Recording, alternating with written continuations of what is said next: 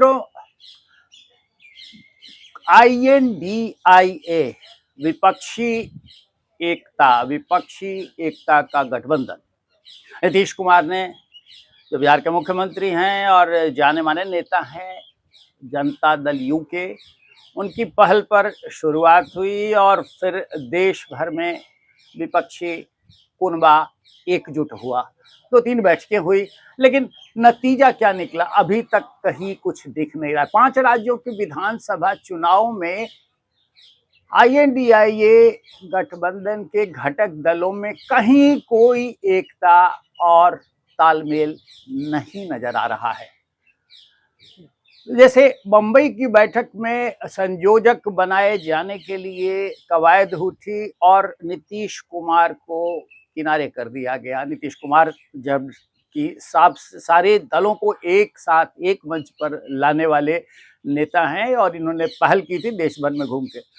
उसके बाद सारा क्रेडिट राहुल गांधी, खड़गे कांग्रेस, सोनिया कांग्रेस, इस सब के जिम्मे उनके माथे डाल दिया गया। अब वो अभी जो 5 राज्यों के चुनाव हो रहे हैं उसमें दिख तो यही रहा है कि तालमेल की कोई सूरत, कोई गुंजाइश INDIA के घटक दलों में नहीं है।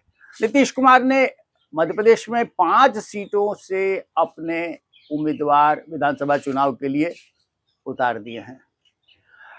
वो जाहिर तौर पे वहां उतारे हैं जहां कांग्रेस का उम्मीदवार है। कोई और गठबंधन के दलों के साथ कोई तालमेल नहीं दिख रहा है वहां। और दूसरा उदाहरण मैं एक आपके सामने पेश करूंगा कि अभी जो लालू प्रसाद यादव के नेतृत्व में यहाँ बाबू श्री कृष्ण सिंह की 136वीं जयंती आज मनाई जा रही है, उसमें कांग्रेस के नेता जुटे हैं। कांग्रेस के उत्तर प्रदेश के राज्यसभा के नेता जुटे हैं, लेकिन उस नहीं दिख रहे हैं। नीतीश कुमार जनता दल यू के नेता हैं और INDIA के जाने माने नेता हैं, उनका कहीं कोई अता पता नहीं है। लालू प्रसाद यादव माननीय हैं और वो उसके उद्घाटनकर्ता, उसके मुख्य अतिथि है। कांग्रेस तो है, लालू यादव हैं, लेकिन नीतीश कुमार नहीं है। ये कैसा तालमेल है? ये कैसा गठबंधन है? ये किस सूरत में भाजपा का मुकाबला कर पाएगा गठबंधन? ये सोचने का विषय है। दिख तो रहा है कि INDIA विपक्षी एकता का कुनबा है, गठबंधन है, लेकिन तालमेल नहीं दिख रहा है। बिहार की बात करें तो बिहार में साफ दिखता है कि जैसे कांग्रेस और राष्ट्रीय जनता दल के बीच में तालमेल हुआ करता था विधानसभा और लोकसभा चुनाव में, आज की तारीख भी वही दिख रही है कि बस कांग्रेस और RJD के बीच तालमेल की गुंजाइश हो सकती है। एक दूसरे के कंधों पर हाथ रखकर चलने की सूरत बनती हुई दिखती है, लेकिन बाकी दलों के बीच अपने अपने राग हैं, अपने अपने तराने हैं। ऐसे में अगर INDIA ये कहता है, INDIA के नेता कहते हैं कि राष्ट्रीय स्तर पे भाजपा का मुकाबला करेंगे, तो ये संभवतः एक बड़ी बेईमानी वाली बात हो जाएगी और जनता की आंखों में धूल झोंकने जैसा ये दिख जाएगा।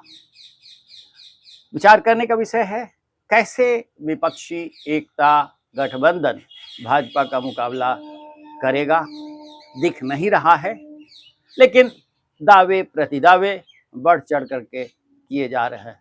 मध्य प्रदेश में जब चुनाव हो रहे हैं तो वहाँ और भी परिस्थितियां ऐसी दिख रही हैं, जैसे कांग्रेस टुकड़ों में बटी हुई है। कांग्रेस के अंदर अलग अलग गुट है। दिग्विजय सिंह का अलग गुट है, फिर पूर्व मुख्यमंत्री और कमलनाथ का अलग गुट है, सोनिया खड़गे का अलग अलग गुट है।